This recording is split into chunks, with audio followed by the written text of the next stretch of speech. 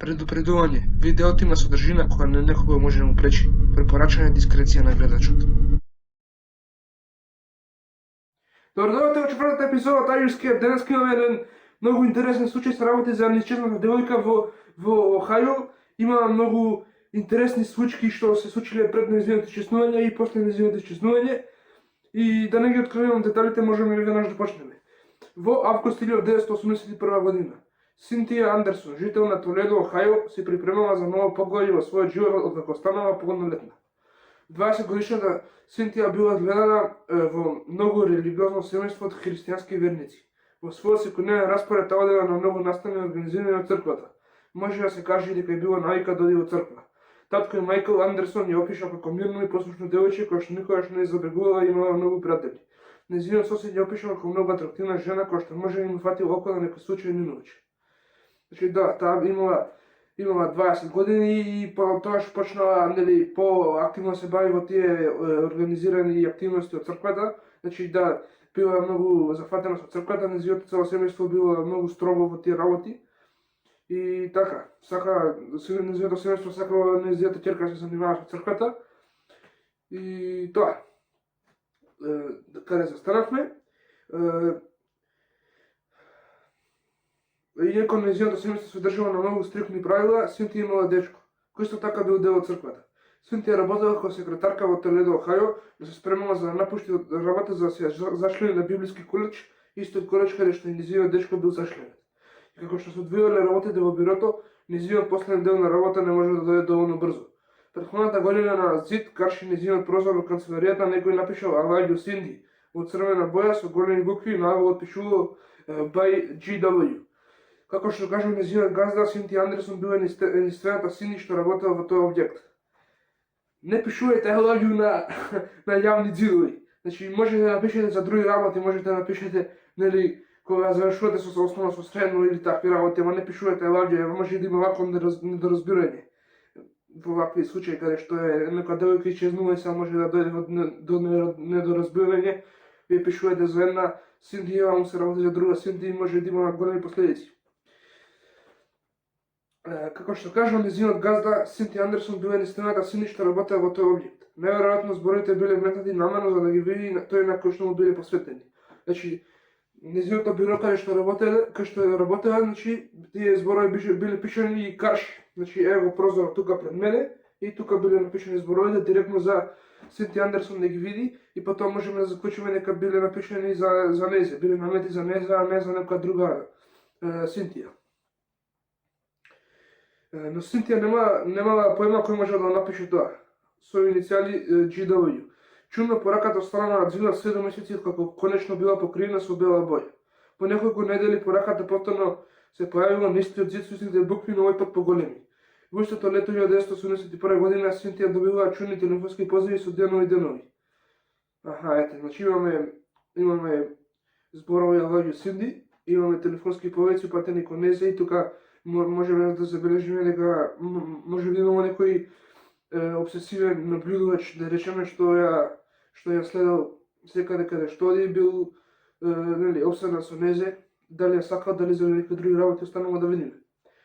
Според нејзиниот колега Лери Малинс, таа беше многу уплашена, нејзината фаца не го кажуваше тоа, но потоа ми призна дека има ноќни мори заради тие телефонски повици. Еднаш таа доби телефонски повик кога јас бев близу незе.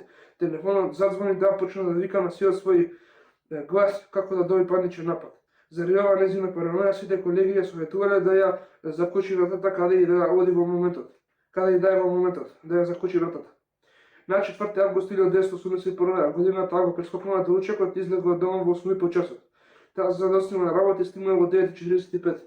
Во околу 12 часот адвокатот по име Джеймс Перот стигнал на работа во канцеларијата на Синдија. Светлата и радиото биле вклучени, ама немало никакви знаци од Синтија Андерсон. Ете, значи, во 8:30 излегла од дома, во 9:45 стигнала и првиот човек кој што ја видел во нејзината канцеларија бил адвокатот Джеймс Перот во 12 часот и Синтија ја немало. Да, значи во 12 часот бил првиот пат каде што некој ја забележува дека е исчезната.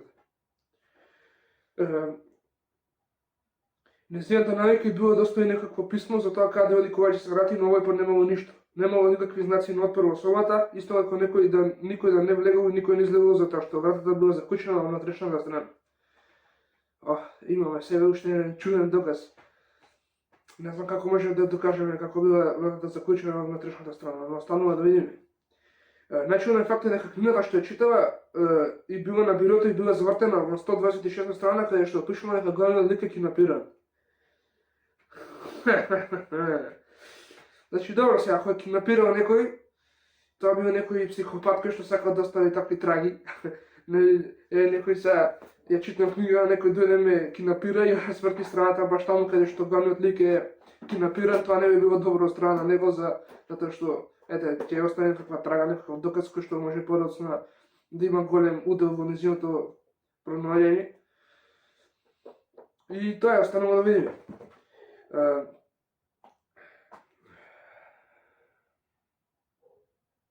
Сите исчезната и неколку траги кои што може да бидат докази време на скопнење во можните теории за тоа што се случило со Синтија Андерсон. Мојата прва теорија е дека некој обседнат демнач ја киднапирал Синтија од нејзината канцеларија. За тоа укажуваат збороите нацртани на ѕидот надвор од нејзината канцеларија, исто така и чудните полици кои што ја оставале без пиење. Детектив Вилијам Дејвис рекол дека соработувал со нејзините пријатели за да пробаат да се сетат кој може да биде авторот на зборовите I love you Cindy со иницијали GW. Се на се тие пронашли само еден човек со тие иницијали кој што бил во клиента на Синтија, а тоа бил чистач кој што работел во објектот и имал ключеви за сите канцеларии на тој спрат.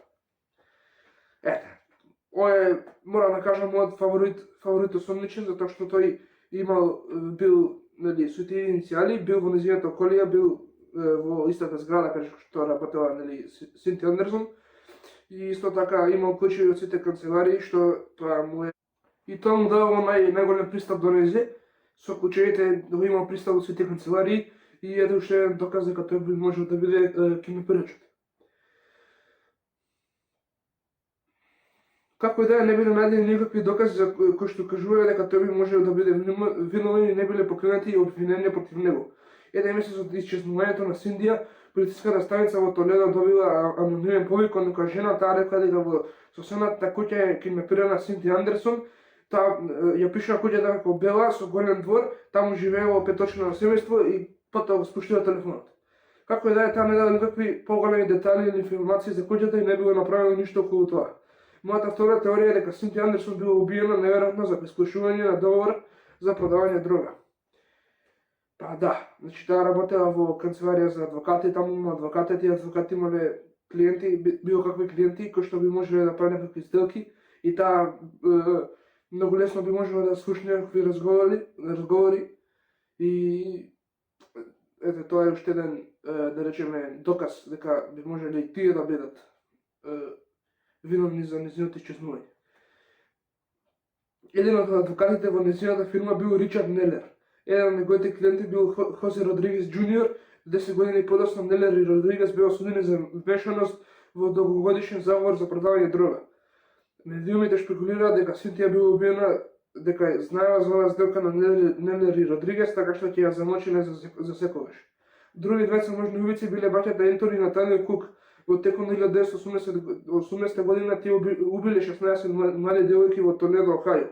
Во 2000 година во договорот со полициските овластени тие признали уште 8 убиства, но негирале дека убиле Синтија. Па добро, се им даде тие договори, рекле признајте сите убиства што ти направиле, признајте ги. И полицисите им ветиле дека ќе добиат некакво намалување, но казам да сам ако се соработуваат со нив, овие двајцата браќа признале сите убиства ги признале, но не го признали убиството на Синтија. Мојата трета и последна теорија е дека Синтија едноставно избегала. Семејството Андерсон, како што веќе кажа, било многу строго и сестрата на Синтија еднаш изјавила: "Моите родители сакаат да бидеме вклучени во црквата и ние бевме." Но Синтија била различна од нејзината сестра и можеби нествално сакала да види светот од другата страна, како што она би сакала, а не како што нејзините родители наметнале. Да. И оваа теорија е то како возможна, значи уште пред да стане полнолетна нејзините родители ја наметнале и рекле били вклучени во црквата, во сите активности, били многу извршителна во тие активности со црквата и можеби таа не сакала, но морала за да не се скара со нејзините или да не расипе традицијата, бидејќи сите во нејзиното семејство биле вклучени во црквата и може би таа сакала да го види светот од другата страна, а не од страната каде што нејзините родители и наметнале и таа едноставно избегала, почнала нов живот како што она сакала.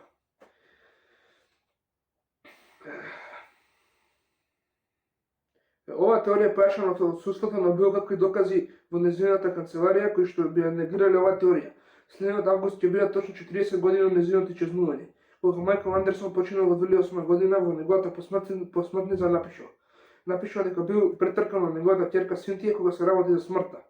Како и да е, случајот се уште отворен и е најдолгиот активен случај во историјата на Охајо.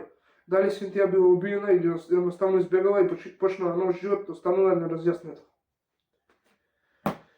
Да, сега ги презентирав моите теории.